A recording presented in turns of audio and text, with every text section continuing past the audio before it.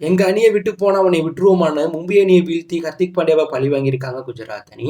இந்த மேட்ச்ல முதல்ல பேட்டிங் ஆடிய குஜராத் அணியுடைய தொடக்கம் மோசமா இருந்துச்சு. குஜராத் அணியில சுபம் கில், வித்திமான் சாகா ஓப்பனிங் வீரர்களா களமிறங்கி அதிரடியாக விளையாண்டாங்க. அதற்கு முக்கிய காரணம் முன்னாள் கேப்டன் ஹர்திக் பாண்டியா பந்து வீசினதுனால அவர் ஓவரை முதல் பாலில் இருந்தே வித்திமான் சாகா, சுபம் கில் அடிக்க ஆரம்பிச்சிட்டாங்க. கடுப்பான ஹர்திக் பாண்டியா பும்ரா ஓவரை முடிஞ்சு ஆடிங்கிறான்னு பும்ராக்கு ஓவர் கொடுக்க அவர் 4வது ஓவரில் லாஸ்ட் பாலை வித்திமான் சாகாவை அவுட் ஆக்கிட்டார். வித்திமான் சாகா 5 பாலுக்கு 19 ரன் அடிச்சிருக்கும் போது பும்ரா போட்ட வேற லெவல் யாக்கல்ல கிளீன் போல்ட் ஆகிட்டு வெளில போக அதிரடியாக விளையாண்ட சுபம் கில் 22 பாலுக்கு 31 ரன், 3 பவுண்டு 1 6 அடிச்சிருக்கும் போது பியூஷ் சாவ்லா போட்ட பால ரோஹித் சர்மாட்ட கேட்ச் கொடுத்துட்டு முக்கியமான நேரத்தில் அவுட் ஆகிட்டு வெளில போயிட்டாங்க. அதுக்கப்புறம் வந்த அஜமுல்லா 11 பாலுக்கு 17 ரன் அடிச்சிருக்கும் போது செரால் கோசி போட்ட பால திலக் வர்மாட்ட கேட்ச் கொடுத்துட்டு அவுட் ஆகிட்டு வெளில போயிட்டாங்க.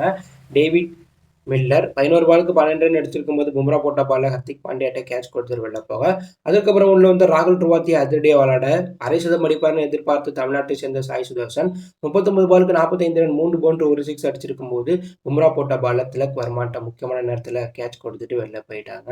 அதற்கப்புறம் உள்ள வந்த விஜய் சங்கர் டெஸ்ட் மேட்ச் விளையாட அதிலே விளையாண்ட ராகுல் ட்ருவாத்தியா 5 பாலுக்கு 22 ரன் அடிச்சிருக்கும் போது செரால் கோசி போட்ட பால கேட்ச் கொடுத்துட்டு வெளில போயிட்டாங்க.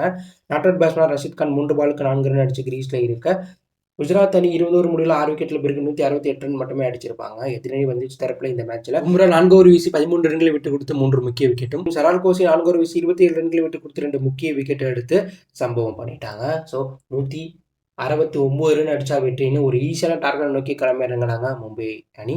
மும்பை அணியுடைய தொடக்கம் மோசமாக இருந்துச்சு. இஷான் கிஷன் முதல் ஓவரில் அஜமுல்லா போட்ட பாலில் கீப்பர்ட்டை கேட்ச் கொடுத்துட்டு டெக் அவுட்டில் வெளில போக, அதுக்கப்புறம் உள்ள வந்த நமன் ரோஹித் சர்மா கூட பார்ட்னர்ஷிப் வச்சு அதிரடியாக விளையாண்டாலும் 10 பாலுக்கு 20 ரன் அடிச்சிருக்கும் போது அஜமுல்லா போட்ட பாலில் எல்பி ஆகிருப்பார். அம்பையர் அவுட் கொடுக்கல, இதனால சுபம் கில் ரிவ்யூ எடுத்து அவுட்டை வாங்கியிருப்பார். ஸோ நமன் 10 பாலுக்கு 20 ரன் அடிச்சிருக்கும் போது அஜமுல்லா போட்ட பால் எல்பி ஆகிட்டு வெளில போயிட்டாங்க. அதுக்கப்புறம் உள்ள வந்த குட்டி ஏபிடி, வால் பிரேவிஸ், ரோஹித் சர்மா கூட பார்ட்னர்ஷிப் வச்சு 2 பேரும் அங்கேருந்து மேட்ச் அதிரடியாக எடுத்துகிட்டு போனாங்க.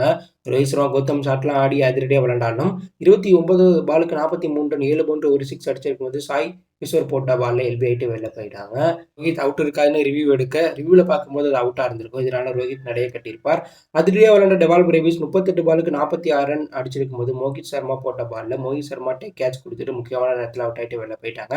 அதிரடியாக விளையாண்ட திலக் வர்மா 19 பாலுக்கு 25 ரன் அடிச்சிருக்கும் போது கேட்ச் கொடுத்துட்டு வெளில போக, பெம் டேவிட் முக்கியமான நேரத்தில் வந்து 10 பாலுக்கு 11 ரன் அடிச்சு டெஸ்ட் மேட்ச் விளையாண்ட மும்பை அணி தோக்க முக்கிய காரணமாக அமைஞ்சிட்டா. அதுக்கப்புறம் உள்ள வந்து ஜெரால் கோசி 3 பாலுக்கு 1 ரன் அடிச்சிருக்கும் போது கேட்ச் கொடுத்துட்டு வெளில போக, ஹர்திக் பாண்டியா கடைசி 6 பாலுக்கு விட்டு பெற 19 ரன் தேவைப்படும் போது கிரீஸ்ல இருந்து உமேஷ் யாதவ் போட்ட முதல் பால்ல 6, அடுத்த பால் பவுண்டரி அடிச்சு சம்பவம் பண்ண பாண்டியா 2 பாலுக்கு 10 ரன் அடிச்சதுனால அடுத்த 4 பாலுக்கு மும்பை அணி விட்டு பெற 9 ரன் தேவைப்படும். அந்த சமயத்தில் ஹர்திக் பாண்டியாக்கு ஷார்ட் பால் போட்டிருப்பார் உமேஷ் யாதவ், அது கேட்சா கன்வெர்ட் ஆயிருக்கும். இதனால ஹர்திக் 4 பாலுக்கு 11 ரன் அடிச்சிருக்கும் போது உமேஷ் யாதவ் போட்ட பால்ல ராகுல் ட்ரிவாத்தியாட்ட கேட்ச் கொடுத்துட்டு முக்கியமான நேரத்தில் அவுட் ஆகிட்டு வெளில போயிட்டார். அடுத்த 3 பாலுக்கு 9 ரன் தேவைப்படும் போது சாவ்லா கிரீஸ்ல இருந்து 6 அடிக்க ட்ரை பண்ணி கேட்சா கன்வெர்ட் ஆகி அவுட் ஆகிட்டு வெளில போயிருப்பாங்க. அடுத்த 2 பாலுக்கு 9 ரன் தேவைப்படும் போது பும்ரா கிரீஸ்ல இருந்ததுனால அந்த மேட்சை மும்பை லாஸ் பண்ணியிருப்பாங்க.